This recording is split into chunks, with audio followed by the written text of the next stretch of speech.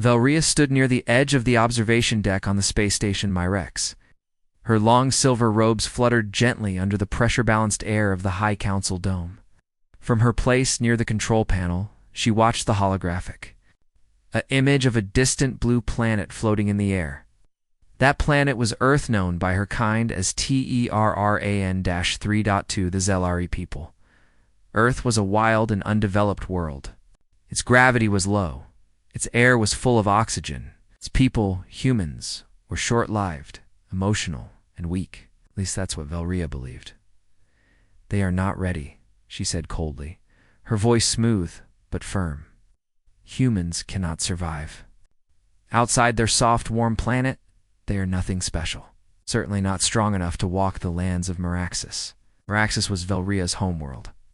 It was a planet known for its deadly environment, high gravity, burning sulfur winds, and air so thick with acidic gas that most species couldn't take a single breath without falling. Even most Zelari needed special breathing filters when traveling. Outside their cities, Velria had grown up in those harsh lands. She believed the strong survived, and the weak stayed where they belonged.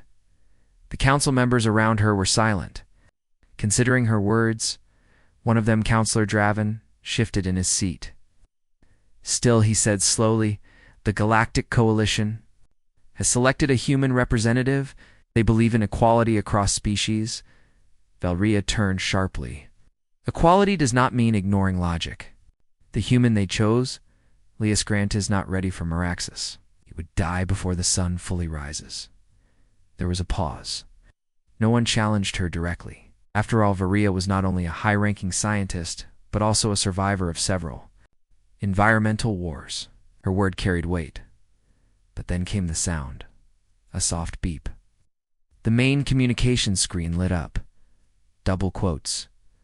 "Transport shuttle incoming," the automated voice said. "ID, diplomatic mission, Terran." Velria raised an eyebrow. "Already he dares to come here, without a full team?" Councillor Draven gave a small nod. Apparently, Captain Elias Grant insisted on arriving early, alone. The words hung in the air like cold mist. Velria stepped toward the screen as the shuttle came into view. It was small and round, clearly Earth-designed. Oh, heavy armor. No shield pods. It's just smooth silver metal with a soft blue glow. She narrowed her eyes. Foolish. The shuttle docked with the outer port. Mechanical arms connected and sealed the hatch. The room waited in silence. Then the inner doors opened. A single human stepped through. He was tall by Earth standards, but still shorter than most Solari. He wore a dark gray suit, lightweight, tight-fitting, and lined with soft blue lights. His helmet was clear, showing his face, light skin, brown hair, calm, alert eyes, no guard, no assistant, no translator, just him. He took a step inside and looked around, noticing the large Zelari Council and the curious stares of other species. "In the hall, Captain Elias Grant," he said, his voice smooth and controlled. "Representing Earth and the United Human Alliance." Velria crossed her arms. "You came alone?" "I did." "And you plan to step onto Meraxis with only that suit?" she asked, her tone sharp. Elias looked at his suit, then back at her. "Yes." She let out a small, cold laugh. "You won't last a minute." He smiled slightly. "Then I'll make that minute count." A few counselors chuckled under their breath, not mocking him, impressed. Velria did not laugh. She stepped forward until she stood only a meter away from him. "You do not understand what you are facing," she said. "Our gravity is 3 times what your body is built for. Our air is poison to your lungs. Even the soil burns if exposed to water." Elias nodded. "I read the reports. Then why walk into fire?" The human paused. "Because you said I couldn't." The room fell silent again. Velria stared at him. His heart rate was steady. No panic, no arrogance, just quiet confidence. It annoyed her. "You do realize," she said, "this is not a test. If you step onto the surface and your body fails, no one will be blamed but you. I understand." She looked to Councillor Draven. "And we are allowing this?" Draven shrugged. "The Coalition approved. We cannot stop him." Very well, Velria said. She turned back to Elias. You will walk the central path of Meraxis Prime. No assistance. You may keep your suit, though I doubt it will help you for long. Elias gave a polite nod. Understood, and we shall see, she said, stepping back. He followed the guards toward the next docking bay, which would lead to the planet's surface. As he disappeared down the corridor, Velria turned to the council. He will fall, she said. But deep inside her mind, somewhere behind her sharp logic and cold reason, a small whisper asked, what if he doesn't? The sun rose slowly over Meraxis Prime, casting a strange yellow light across the surface. The air was thick, full of swirling clouds of sulfur and acid mist. The ground was dark and cracked, like a burned desert, and steam rose from small vents. In the soil, the planet was alive, but in a dangerous way. Captain Elias Grant stood at the edge of the landing platform. The massive doors behind him hissed closed. This was it. No turning back. The Zellery guards, wearing their heavy-breathing helmets and gravity suits, stood far behind. Even they didn't walk outside without extra protection. Meraxis was no place for comfort. But Elias was calm. His suit, designed by Earth's best engineers, adjusted automatically to the pressure. It increased his weight slowly, preparing him for the planet's strong pull. A soft voice inside his helmet spoke every few seconds. Vitals stable. Oxygen levels normal. Core temperature steady. He took his first step onto the black soil. The ground was hot, really hot, but the suit's feet adjusted.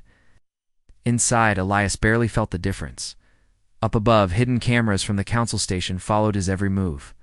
On the screen back in the command room, Velria watched in silence.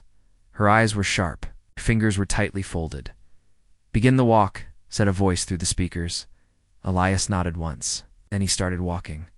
The path to the city. Square of Meraxis Prime was exactly 1.7 kilometers. Most of it went through open wasteland, with sulfur vents on both sides. No protection, no shade. Just hard walking under triple gravity and poisonous air. Elias kept his steps steady. One step, then another. His boots left light marks in the black dirt inside the station. Some council members began whispering. He's moving well. He hasn't fallen yet. Is he really? Breathing in that suit? Velria remained silent, but her eyes didn't leave the screen. 10 minutes passed, then 20. Ilias's pace slowed slightly as the gravity pulled harder on his legs. His muscles began to feel it. His breathing stayed calm, but sweat formed on his forehead. The suit cooled his body automatically, but even Earth's best tech had limits. He walked past a tall sulfur geyser. It exploded behind him, loud, violent, dangerous. Yellow mist sprayed into the air. He didn't flinch. Velria blinked.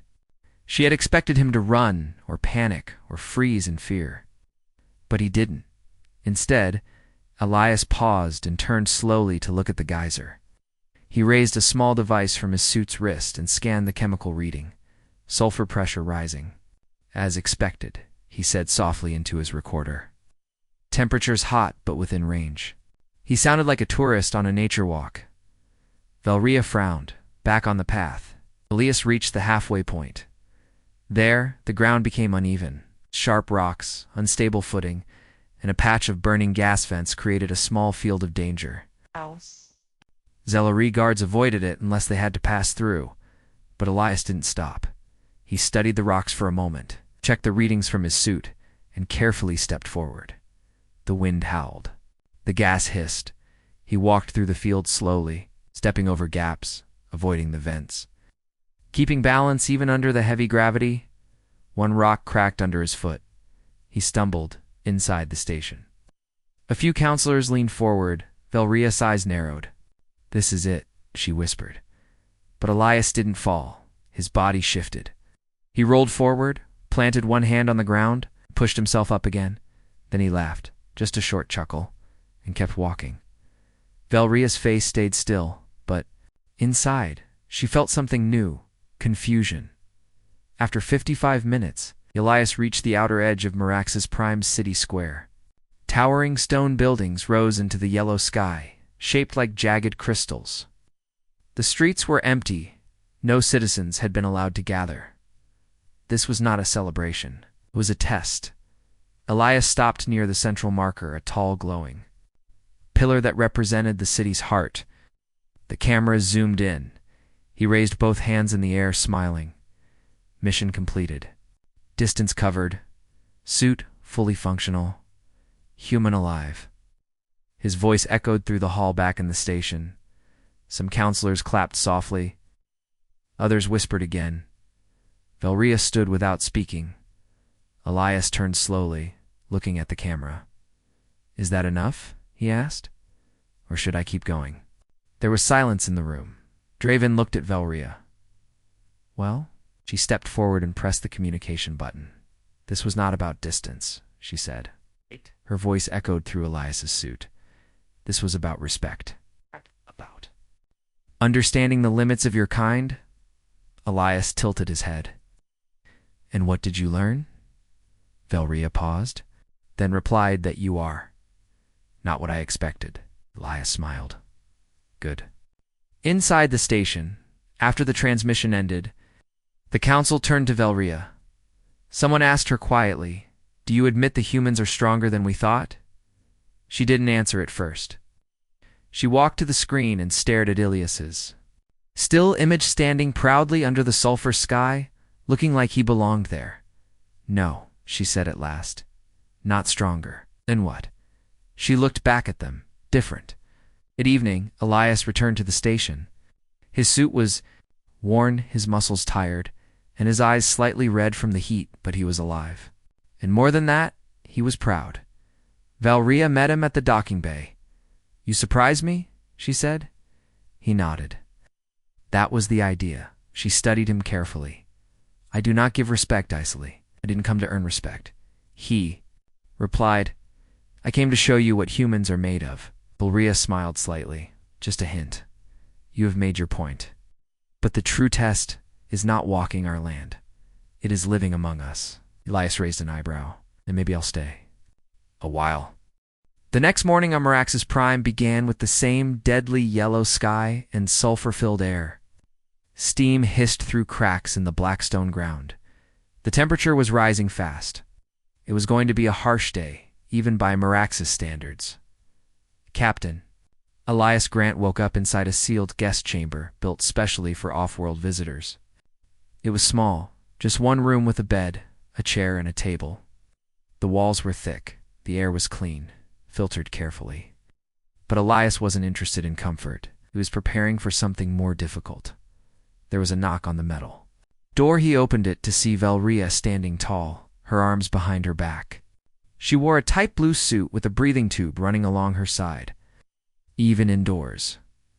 "Good morning," Elias said, trying to sound cheerful. "Morning," she replied, though her voice was as serious as always. "The council has approved your next challenge." Elias raised an eyebrow. "Another one?" "Yes," Velria said. "We saw you walk across the surface. That was ... unexpected. But walking once is not proof of strength. It could have been luck. We need to see if you can endure." Elias crossed his arms. "What kind of test?" "We'll spend a full Meraxis day, roughly 31 Earth hours outside the city, in the wild zone. No guards, no support." Elias didn't look shocked. In fact, he looked like he had been expecting this. "And if I refuse?" "You can go home," Velria said simply. "No shame in surviving once. But if you want to be respected as more than just a guest stiff, you want your people to be taken seriously in the Dominion, then you must do more." Elias gave a small smile. "Then let's do it." By mid-afternoon, he was standing at the edge of the wild zone. This part of the planet was known for its dangerous terrain, sharp rocks, shifting ground, geysers, acid pools, and violent winds. Special drone delivered supplies. A small pack with rations, a scanner, a flare gun, and an emergency beacon. But he couldn't use the beacon unless he was ready to give up. Velria watched from a high observation tower, along with several council members and scientists. "He won't last the day," one of them said. Velria didn't answer. This time, she wasn't so sure. Elias walked through the rough land with care. His boots crunched over dry black stones. Sometimes the ground shook under his feet. Once, He passed by a bubbling pool that hissed loudly. His suit's sensors warned him. Of the chemical burn it could cause, he kept moving. His mind stayed focused, and his breathing remained calm. Every few hours, he stopped to take readings, checked his vitals, and record short messages for the council. This is Elias Grant. Hour 7. Wind speed rising, suit holding up. Heat is tough, but manageable. I've adjusted the cooling layer. Still, moving north, he didn't complain. He didn't ask for help. At hour 11, the winds became stronger. Storm rolled in thick yellow clouds spinning in the sky. Visibility dropped. Rocks flew through the air. Most Sceleri would have taken shelter. Elias found a shallow cave and crouched inside. The scanner showed the storm would last 2 hours. He waited, quiet, focused. Then, as the wind died down, he stepped back into the open like nothing had happened. Velria watched in silence, her arms crossed, her jaw tight. By hour 18, Elias was tired. His body felt heavy from the gravity, his legs ached, his shoulders burned. But he kept walking. He passed by glowing crystal formations that shimmered in the sulfur mist. He even paused to scan them and record a few notes. Interesting mineral patterns, not found in other sectors of Meraxis. Possibly useful for energy storage? He was tired, yes, but curious too. Still thinking, still learning. Back in the city, young Sceleri students gathered around the monitors, watching his progress with wide eyes. Some even started cheering. He's still going? Look, he's near the boiling ridge. He didn't fall asleep like the last test subject. Velria heard their voices. Something inside her shifted. At hour 25, Elias reached the boiling ridge, a place where the ground was full of gas pockets. If he stepped wrong, the earth could explode beneath him. He moved slowly, carefully checking each step. His scanner beeped. Warnings. At one point, a loud crack echoed behind him as a pocket burst, sending a wave of heat over his back. Still, he didn't turn around.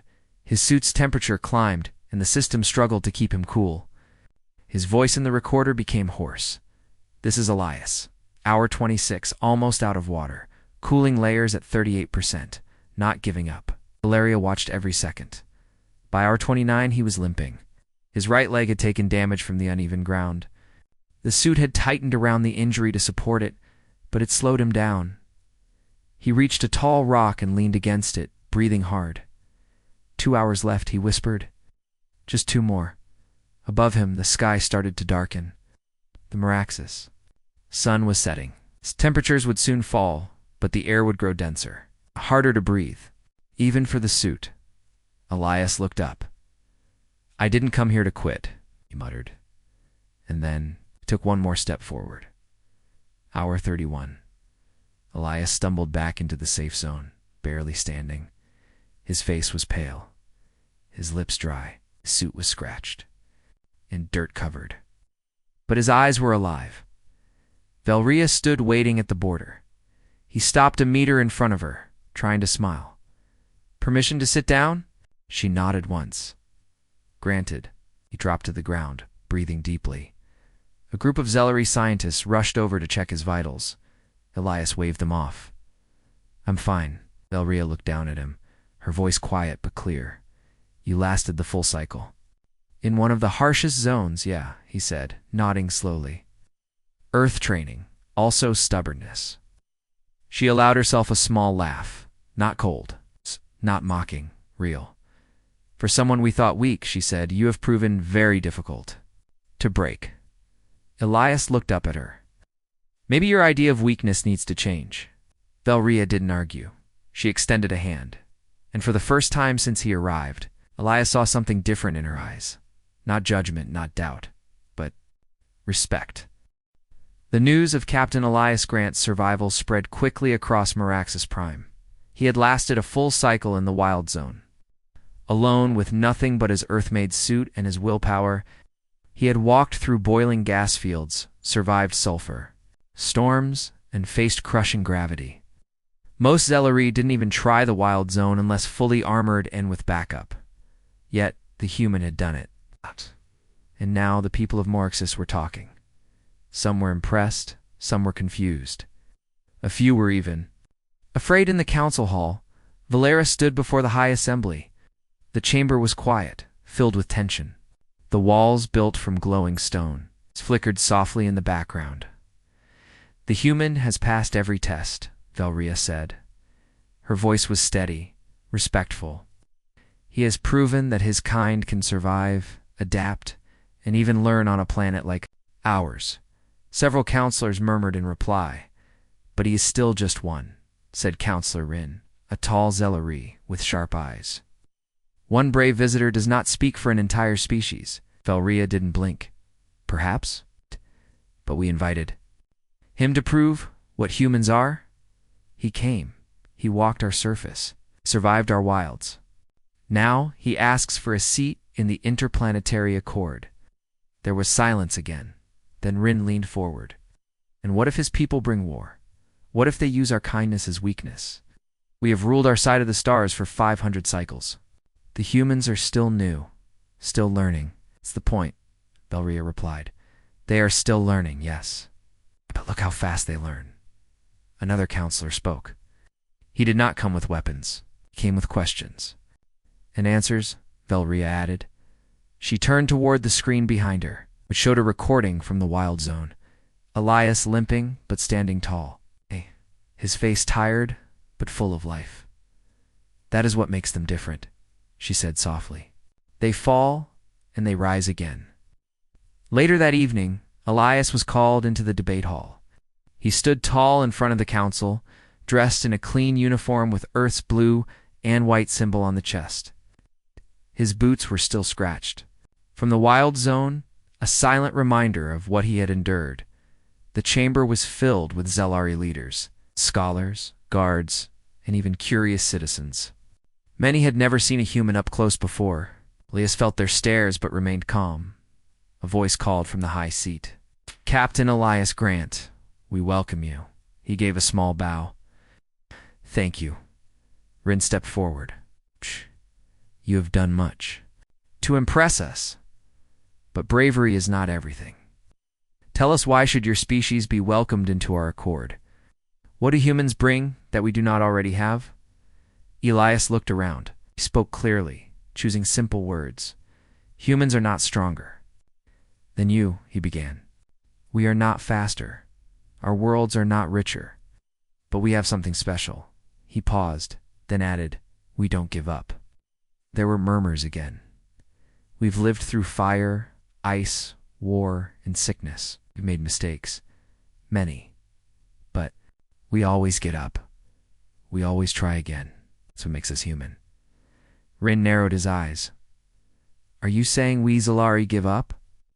"No," Elias said respectfully. "I'm saying you've forgotten how hard things used to be. You've been powerful for so long, maybe you've stopped struggling. We still struggle, and from that we grow." Valera nodded slowly from her seat. Rin folded his arms. "Words are easy, human. What proof do we have that your people will honor peace if they are accepted into the accord?" Elias looked directly at him. "You gave me a test. I accepted it. I respected your ways. I didn't ask to change them. I asked to understand them." He pointed at the screen behind him, where the recording showed him walking through a sulfur storm, scanning rocks, helping a fallen Zelleri scout he had found along the way. "Respect," Elias said. "That's what we offer. Not just bravery, not just curiosity. Respect for you, your world, and your rules." The room grew quiet. Outside the council hall, the people of Merixes were also discussing the human. A group of young Zelleri stood near a projection screen, watching clips of Elias climbing over a jagged ridge. "Look at how he moves," one said. "So slow, yet he keeps going. Why would anyone do that willingly?" Another asked. "Because," said a third, "he wanted to prove something. Not just to us, but to himself." Back in the chamber, a vote was taking place. Valria stood once more. "We asked the human to prove himself. He did. Now we must prove something too." Rin looked at her. "And what is that?" "We are still wise enough to recognize potential," she replied. "Even if it comes in a form we once ignored." The vote crystal in the center of the room began to glow. One by one, counselors stepped forward and touched it. Each touch changed its color: blue for yes, red for no. The chamber held its breath. Finally, the last counselor stepped back. The crystal turned fully blue. The vote had passed. Elias was now the first human representative welcomed into the Meraxis Accord. After the meeting, Velria walked with Elias through the high gardens of the city dome. The sky above was dark, the stars shining bright through the clear ceiling. "You spoke well today?" She said. "I meant every word," Elias replied. She nodded slowly. "I thought humans were soft, fragile, loud." "We are," he said, with a grin. "Sometimes."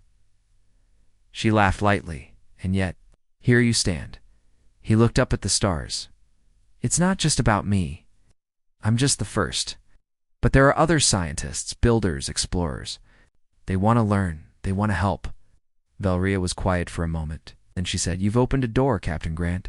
Just make sure your people know how to walk through it with care." Elias looked at her. "Serious now. We will." They stood in silence for a moment. Two different species, one ancient, one young, but sharing the same stars. The great doors of the Meraxis Accord headquarters opened slowly. A wave of cool, clean air rushed out, carrying the scent of energy crystals and rare metals. The chamber inside was silent, grand, and filled with species from across many planets. But today, one seat remained empty, no longer. Captain Elias Grant stepped forward in full Earth uniform. His boots tapped lightly on the crystal floor. The moment he entered, every being in the room turned to look. Most watched with curiosity, some with doubt, and a few with quiet respect. Velria stood waiting beside the Earth seat. She nodded once. "You are no longer a guest," she said. "You are now a voice." Elias nodded. "Then I will speak carefully." And with that, he took his place among them, not as a test subject or visitor, but as Earth's first official member of the Accord. Back on Meraxis Prime, the people were changing too. For years, they had believed humans were small, soft, and unimportant in the grand circle of galactic life. But Elias Grant had shifted that view. Students in science halls now studied Earth's early space missions. Engineers asked questions about Earth's machines, how they worked, how they endured. Children played games pretending to be explorers, wearing cardboard helmets marked with Earth's blue symbol. The conversation had changed. So had the people. Velria was among those who changed the most. She had once laughed when told a human wanted to walk Meraxis. Now, she found herself watching Earth broadcasts in her private study. She learned their languages, their cultures, and their mistakes. She didn't admire them blindly, but she no longer dismissed them either. And more than anything, she wondered, what else have we been wrong about? 3 weeks after Elias took his seat in the Accord, Earth sent its first full team of ambassadors to Meraxis. A shuttle landed smoothly on the platform, and a small team stepped out: scientists, doctors, and historians. They were young, eager, and polite. None carried weapons. Instead, they carried books, data chips, and samples. Velria met them personally. One scientist, a woman named Dr. Leanne Ray, extended her hand. Velria looked at it, paused, then shook it. "We come to learn," Dr. Ray said, "and to share." Velria gave a small smile, and this is the right place. That night, Elias and Velia walked again through the high gardens, just as they had weeks ago. But this time, something was different. The stars above didn't feel so far. Elias looked at the sky. "You once told me that your people stopped struggling, that you had forgotten what it meant to grow." Velria nodded. "Yes, I still think that was true, but now." She took a slow breath. "Now, I think we're waking up again. Your presence reminded us." They walked for a while in silence, the leaves rustling softly in the breeze. Then, Valera asked, "What will your people do with this new place in the stars?" Elias thought for a moment. "Some will explore, some will trade, some will just watch, but the best of us will listen." Velria looked at him closely. "I hope that's true."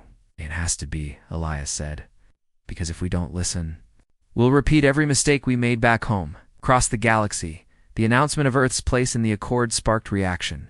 Some planets welcomed them, others were unsure, or few feared them, but all were curious.